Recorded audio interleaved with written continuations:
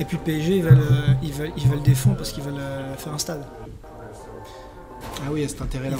C'est pour ça qu'ils veulent des fonds, ils veulent pas se barrer. Si tu veux construire un stade, t'as pas envie de partir.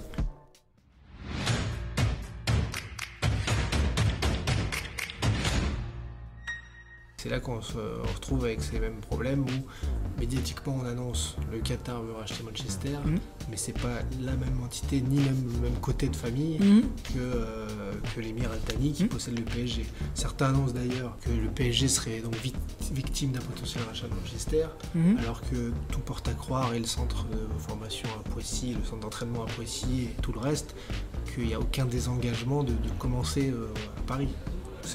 Ou toi tu perçois la chose différemment? Non, ils vont rester à Paris. Il y a trop d'intérêt géopolitique pour qu'ils partent. Ils ont créé une marque. Ils ont réussi à créer. Paris n'est pas considéré comme un club de foot. Qu'on va à l'étranger, moi j'étais aux États-Unis, énormément de personnes ont un t-shirt du PSG. Non pas parce que c'est le PSG, mais parce que c'est une image de marque. Bien sûr. C'est une vitrine. C'est comme dire Bernard Arnault va vendre Louis Vuitton. Même s'il a Dior, même s'il a plein d'autres marques, ça reste son fer de lance. Donc je ne vois pas pourquoi les Qataris vendraient le PSG aujourd'hui. Ça leur apporte encore beaucoup de valeur. Justement, concernant le PSG, Raphaël, explique-nous. Le PSG a pris des parts à Braga, mais d'un autre côté, ils veulent racheter le Parc des Princes, ils n'y arrivent pas. Le centre d'entraînement à Poissy est incroyable. Il va bientôt voir le jour. Toi, quelle est ta vision pour le PSG de développement, puisque tu nous dis qu'il n'y a pas de désengagement? Alors moi, je vois le PSG comme le club à copier pour développer tout son business model. Partir de ce qu'ils avaient quand ils ont été rachetés en 2011, c'est ça? Ouais. À aujourd'hui, c'est un modèle du sport. Vraiment, ils ont réussi à créer une image de marque, ils ont changé le logo, ils ont changé les maillots, ils ont réussi, même si on n'apprécie pas trop. Co-branding avec Jordan, incroyable. Co-branding avec Jordan. Mais ça, c'est aussi sur le fait que ce soit à Paris et qu'il n'y ait qu'un seul club à Paris. S'il y avait plusieurs clubs à Paris, ils n'auraient pas pu faire ça. Mais pour le PSG, moi, pour avoir un club qui soit valorisé, il faut avoir des actifs fixes. C'est-à-dire des tangibles et intangibles, mobilier et immobilier. Donc il faut de l'immobilier. Donc le PSG est en train de structurer, d'aller dans la dernière phase de son business model. On a une équipe qui génère des flux financiers, parce qu'ils font plus d'argent qu'ils en perdent avec Messi, avec Neymar, avec Mbappé. Ils savent très bien ce qu'ils font au niveau de la vente des maillots, mais ils sont en train de faire de l'immobilier. D'accord. Construire de l'immobilier. On va prendre l'exemple de McDonald's. McDonald's, c'est une institution immobilière. Ils sont propriétaires ils vendent des sandwichs, ils vendent du fast-food, mais ils se sont développés via l'immobilier. D'accord. C'est la même chose pour le PSG. Ça veut dire qu'on regarde aujourd'hui, bon, je vais aller un peu dans le détail, un actif immobilier, au niveau de son temps de vie, est beaucoup plus long qu'un actif qui est immobilier. On va prendre un meuble, il va durer moins longtemps qu'un immeuble. Et ben, c'est la même chose dans le sport. Ça veut dire que quand on a des actifs immobiliers, ça nous permet de lever de la dette. D'accord. Sur plus longtemps. Et la dette sur plus longtemps nous permet de faire de plus d'arbitrage. Donc ça nous donne un support économique plus intéressant que juste avoir des joueurs. Parce que dans le modèle économique, le contrat du joueur est un actif. Donc dans les prochaines années, l'objectif du PSG, c'est un stade? Oui, c'est un stade, et c'est peut-être même plusieurs stades, c'est peut-être acheter d'autres stades, peut-être construire d'autres choses. D'accord. C'est vraiment fait. Ils ont commencé avec leur domaine à Poissy, qui leur permet d'avoir des actifs tangibles, immobiliers, qui vont se déprécier sur le long terme, c'est-à-dire sur 30 ans. Donc ils vont perdre un petit peu de valeur tous les ans sur 30 ans, mais ce qui va leur permettre de lever la dette. D'accord. Sachant que le PSG a presque pas de dette. Donc ça, c'est un gros levier. C'est un gros levier. Donc l'idée maintenant, pour devenir un grand club, il faut être propriétaire de son stade. Impossible de devenir un grand club sans être propriétaire de son stade. Le Barça, ils n'ont pas d'argent, mais ils lèvent des fonds pour refaire leur stade. Le Real Madrid, ils n'avaient pas énormément d'argent, ils ont levé des fonds pour refaire leur stade. D'accord. C'est ce qui se passe. Manchester, tous les 3 ans, tous les 3-4 ans, il y a un projet où ils investissent entre 8 et 10 millions pour rénover leur stade. Parce que la rénovation du stade, c'est un bien intangible. C'est un bien tangible qui va pouvoir être déprécié sur 30 ans. Par rapport à tout ce que tu nous as expliqué, il y a un truc que tu expliques très bien et qu'on saisit mal parfois en tant que fan de foot, supporter ou autre, c'est la valorisation des clubs.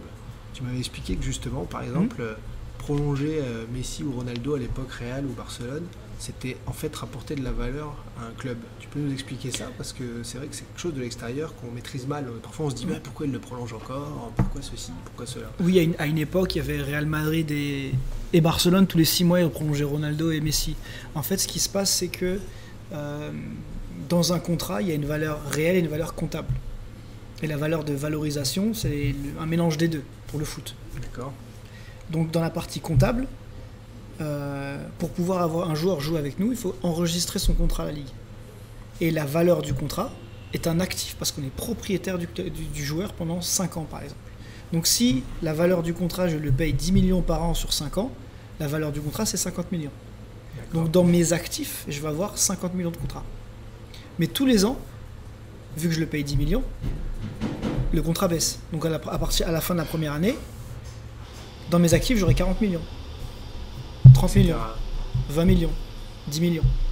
Donc, si par exemple Messi, qui était un trésor pour Barcelone, pour eux, la baisse de son contrat, où il pouvait toucher en fonction des trophées, du nombre de buts, jusqu'à 120 millions, ça veut dire que chaque année, je vais baisser la valeur comptable de mon club de 120 millions. Ah oui, d'accord. C'était ça.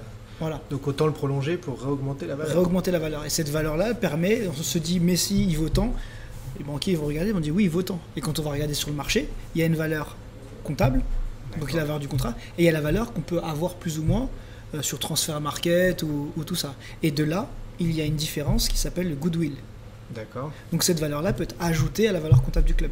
Et ça, les clubs recherchent ça, c'est hyper intéressant. Voilà. Et, ce qui peut expliquer la prolongation de Neymar l'an dernier d'ailleurs. Du coup, le PSG reprolonge Neymar l'an dernier, ce qui donne de la valeur au club. Et oui, ce qu'il faut aussi comprendre dans le milieu c'est que c'est un business. Ça veut dire que peut-être qu'ils font pas beaucoup d'argent, il y a quand même pas mal d'argent dans le sport, mais aujourd'hui Neymar, c'est le premier vendeur de maillots au Brésil. Donc si je veux vendre des maillots, nous on voit le bad buzz du terrain, parce qu'on est fan, pour les supporters du PSG, supporters du foot en général. Mais nous, ce qu'on voit pas, c'est combien de maillots il va vendre au Brésil, combien de maillots il va vendre aux États-Unis parce qu'il est connu aux États-Unis. Oui. Parce que pendant un moment, c'était quand même le seul joueur de foot qui était sous Jordan. Neymar, on se rend plus compte. On se rend pas compte, mais qui va vendre des maillots en Chine, qui va vendre des maillots au Japon, qui va vendre des maillots en Afrique.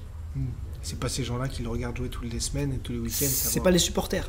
Donc il y a une partie du business model qui te dit bon, Neymar, il va me coûter 350 millions sur 5 ans. Par contre, il va m'en ramener 500.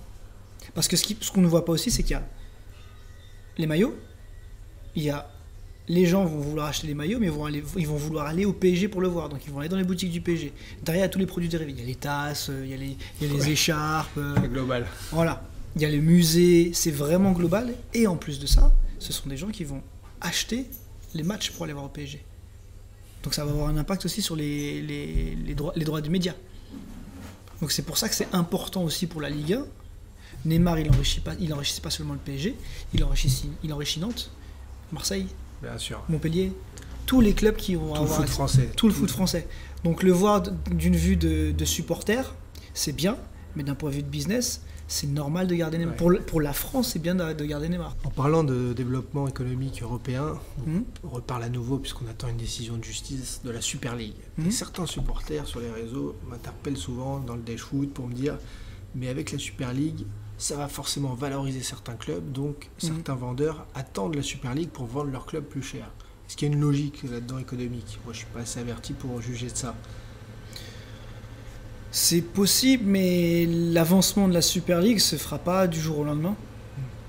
Même s'il y a des accords, ce qu'il faut savoir, c'est que au niveau sociétal, ça va avoir un tel impact sur les populations. Imaginez-vous demain que il soit extrêmement difficile de devenir footballeur professionnel. C'est déjà un peu le cas. C'est déjà très dur. Imaginez-vous que ça devienne 10 fois plus difficile. Il y a quand même toute une économie autour du foot. Beaucoup de bénévoles, il y a beaucoup de marques qui vendent. On va comparer ça au marché américain.